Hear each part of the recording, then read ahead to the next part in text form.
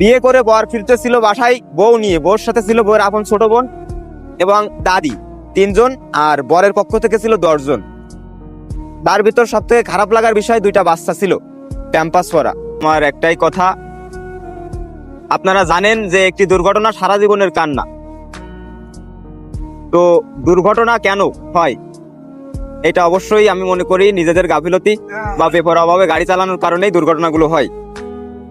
আপনারা সকলেই অবগত আছেন, বিগত 2 দিন আগে এই খুলনা মোংলা হাইওয়েতেই বেলাই ব্রিজ, এখানে এক পরিবারের 10 জন এবং আরেকটা পরিবারের 3 জন মারা গেছে।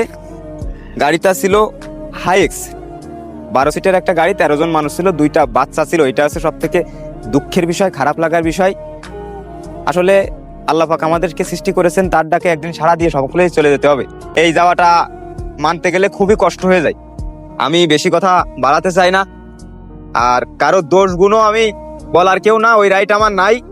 এখানে এসে ভিডিও বানানোর উদ্দেশ্য একটাই, যে আমরা যেন সতর্ক হই, সর্বোচ্চ সতর্ক এবং চোখ কান খোলা রেখে মোটর জগতে থাকবো। বেপরোয়াভাবে যত গাড়িগুলা চলে বা যে সকল ড্রাইভাররা গাড়িগুলা পরিচালনা করেন, সকলের উদ্দেশ্যেই যে আপনারা একটু বোঝেন, সময়ের চেয়ে জীবনের মূল্য অনেক বেশি। এটা বাস্তব এবং সত্য, পূর্বে অনেক আগে থেকেই আমরা জানি এবং শুনে আসতেছি। তো আপনাদের সকলকেই অনুরোধ থাকবে, ভালো থাকবেন, সুস্থ থাকবেন এবং রাজপথে সুস্থ মস্তিষ্কে চলাফেরা করবেন। আল্লাহ হাফেজ।